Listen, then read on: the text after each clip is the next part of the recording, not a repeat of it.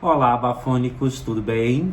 Estou de volta aqui com mais uma dica de leitura e é uma dica de leitura voltada para o pessoal que vai fazer a segunda etapa do PAS da UNB aqui de Brasília ou voltado para você que tem interesse em literatura brasileira, né? Nesse período eu estou lendo muito Machado de Assis em função desses vídeos, dessa série de vídeos para o PAS UNB. Então vamos lá. A minha dica de leitura hoje é mais um conto do Machado, um conto chamado O Enfermeiro. Conto, né, gente? Aquela coisa curtinha que você lê assim, ó, numa tacada, não tem trabalho, não dá preguiça, e sem falar que é Machado de Assis e ele tem aquele humor refinado, tem aquela ironia que faz com que a gente acabe apaixonado pela sua literatura. Mas sobre o que, afinal de contas, fala o conto O Enfermeiro? Fala sobre a vida de um enfermeiro, óbvio, né?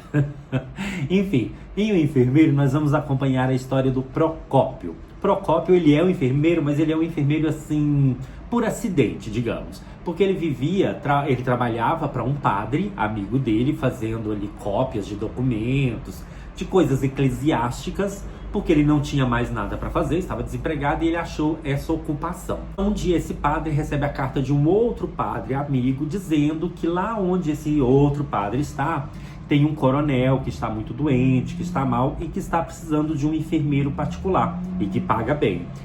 O padre amigo do Procópio oferece um emprego para ele e ele, óbvio, na hora aceita o emprego, né? Porque sabe como é que é, né, gente? Falou em dinheiro, o olhinho da gente já brilha e como ele estava precisando da grana, ele fala, não, eu topo.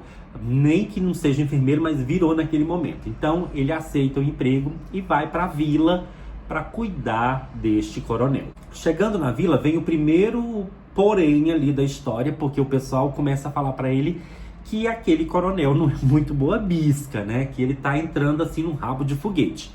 Mas é como eu disse, o dinheiro fala mais alto e ele ignora as recomendações, o alerta da população e resolve seguir em frente com esse emprego. Ao conhecer o coronel, o primeiro contato deles, a primeira impressão não é muito boa, porque ele já percebe que o coronel realmente não é boa bisca, mas logo em seguida essa primeira impressão passa e eles têm um primeiro relacionamento tranquilo. Aliás, o pessoal da vila já tinha explicado para ele até sobre os seus antecessores, como que o coronel se livrou dos outros enfermeiros, que ele tinha dado até na cara de outros enfermeiros e tal. Mas enfim, aí tá lá ele com o coronel e eles começam um relacionamento até tranquilo, depois daquela primeira impressão. 8 dias depois, a história muda e a vida de seu Procópio começa a virar um inferno, porque o coronel, ele é o demônio na terra. Ele inferniza tanto a vida do Procópio que por um momento o Procópio vai fazer as malas e resolve ir embora dali. O próprio coronel convence o rapaz a não ir embora, a ficar, fala, não faz isso, eu tô louco, já tô velho, tô gaga, eu realmente fico fazendo essas coisas, mas não é de minha vontade. Você ainda vai viver muito, você vai no meu enterro, eu já estou quase morrendo. O coronel tinha por volta de 60 e poucos anos, o Procópio ali na casa dos 40. E aí, tanto ele fala que ele acaba convencendo o Procópio a continuar ali com o emprego, ok. E aí, os dois passam a ter esse vai e volta, sabe? Fica nessa vidinha, briga, faz as pazes, parecendo um casal mesmo, né, gente? Então eles vivem brigando e fazendo as pazes e reatando o relacionamento. Até que chega um momento que, assim, o Procópio já está meio surtado com aquela situação, já perdeu completamente a paciência. E aí ele chega pro padre e fala, olha, eu não aguento mais, eu vou embora porque eu não tô suportando esse coronel. E dessa vez eu não volto. Aí ele faz um acordo com o padre lá, né, que o contratou, e o padre fala, ó, então faz o seguinte, você espera um mês, e nesse um mês a gente arruma o seu substituto. Ele tá, um mês. E aí ele resolve ficar esse um mês lá, aguentar, né, a fúria do coronel por pelo menos mais um mês. Um dia ele tá lá, belíssimo, cuidando, né, à noite do coronel. O coronel xingando, dando o seu showzinho, falando que ele é ladrão, que vai dar um tiro na cara dele. E ele tentando ignorar. Até que o coronel dorme e ele vai ler. No que ele tá lendo, muito cansado, né, ele acaba dormindo. E aí ele acorda com o coronel louco, né, virado nos poderes de Grayskull, gritando aos berros, xingando, e ele desesperado. O coronel pega uma moringa que está lá do lado da cama, joga na cara do Procópio, o Procópio fica louco, possuído pelo ritmo ragatanga. Aí o que ele faz? Ele perde a razão, gruda no pescoço do coronel e esgana o moço e acaba matando o pobre coitado. Pobre coitado não, porque ele era o demônio mesmo, né, gente? Mas também não justifica matar. E ele acaba matando o patrão dele, o tal do coronel. Pronto, o moço fica desesperado, apavorado, sem saber o que fazer. Aí num primeiro momento ele pensa até em ir embora, inventar, fala, não, eu vou falar que o meu irmão tá doente, que eu tenho que ir embora. Mas ele fala, não, isso vai ficar mais suspeito ainda, eu tenho que fazer alguma coisa. Aí ele olha, vê a marca da unha dele no pescoço do coronel, ele vai lá e ajeita o colarinho, a camisa, puxa pra cá, dá uma disfarçada.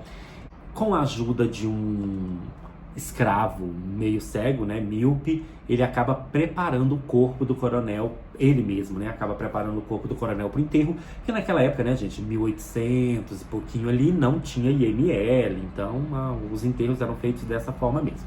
Então é ele e esse escravo que acaba preparando o corpo do coronel, que é enterrado, e durante o período lá do velório e enterro, ele com a culpa, o tempo inteiro buzinando no ouvido, e as pessoas falam, nossa, você é tão gente boa, como é que você aguentou esse coronel? E ele lá, tá, pois é, né, fazendo aquela linha. Ele vai embora da cidade, né, depois ele vai embora da cidade, e ele continua por muito tempo perturbado com a morte daquele homem. E as pessoas acham que ele está triste pela morte do coronel. Cai em elogios, fala, nossa, você realmente é uma pessoa evoluída, né? Porque aquele coronel era o diabo e você é todo triste por causa da morte dele e tal. Era culpa, né, gente? Ele tava com a culpa de ter cometido o assassinato. E a culpa era tão grande que ele manda celebrar até missa, né? Em homenagem ao coronel e tal. Um dia a vida de Procópio muda novamente de figura porque ele recebe uma carta informando que ele é o único herdeiro de toda a fortuna do coronel. Pronto, ele fica mais perturbado ainda porque ele começa a pensar, agora é uma armadilha, eles descobriram que eu matei, querem que eu volte lá para eu ser preso. Aí ele vai investigar a carta e realmente descobre que ele é o herdeiro do tal do coronel. Mas ele ainda continua se sentindo culpado pela morte do homem. Então o que ele promete para si mesmo? Vou pegar o dinheiro e vou fazer caridade com ele, vou dar tudo porque eu não mereço, eu sou um assassino, periri para lá, né? Então eu vou fazer isso. Ele volta para a vila para receber, né, o dinheiro, e lá na vila, gente, ele é super bem tratado, porque as pessoas continuam achando que ele foi o grande herói por ter suportado aquele homem que era chato, mimado desde criança, né, tinha suas vontades feitas e tal. E ele ainda defendia o coronel, que o povo falava dele, falou, não, mas ele era gente boa. Não, gente boa não, ele era o demônio, era o capeta mesmo, não vem defender esse infeliz só porque ele morreu, não. Tá, aí o Procópio pega o dinheiro, só que, o que eu disse? O dinheiro não é de Deus. Dinheiro é coisa de Satanás, porque muda o comportamento das pessoas. Quando ele pega a grana, quando ele pega a herança, ele começa a mudar o comportamento. Então, primeiro ele queria fazer um monte de caridade. Aí depois ele pensa, bem, não precisa ser assim, né? A gente não precisa fazer tanta caridade assim. Aí ele faz uma caridadezinha aqui, outra ali, manda fazer uma sepultura pro coronel. Mas no fundo, ele acaba usufruindo dessa fortuna durante toda a vida dele e vivendo uma vida de conforto graças à herança que ele herdou do coronel que ele tinha matado. E é este o resumo da história. Pois bem, agora vamos discutir alguns aspectos interessantes dessa narrativa. Como eu disse para vocês, é um conto, narrativa curtinha, e ela está narrada em primeira pessoa. Então é o próprio Procópio que está contando essa história. Só que ele conta como uma espécie de recorte da sua vida.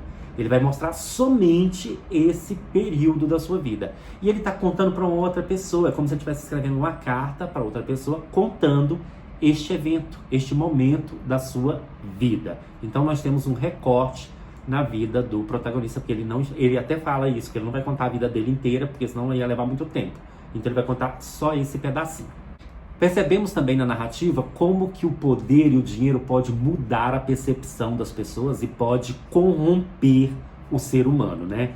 Por quê? Porque o Procópio, a partir do momento que ele tem acesso àquele dinheiro, ele começa a se transformar, ele vira outra pessoa. Ele vai buscando justificativas para o seu ato. Se num primeiro momento ele estava culpado pelo que ele fez, graças ao dinheiro, ele começa a procurar explicações. Fala, mas o cara estava velho. Mas foi um acidente. Mas foi isso, mas foi aquilo. Então ele fica mentindo para ele mesmo, ele fica tentando colocar na cabeça dele algumas justificativas para que ele possa ter uma vida mais tranquila, mais em paz, para que ele possa viver em paz com aquele dinheiro que ele herdou, entendeu? Então assim, ele começa a justificar para ele mesmo que ele não teve culpa daquele assassinato, que ele não teve culpa daquela morte. Outra coisa, gente, é que o conto está em primeira pessoa.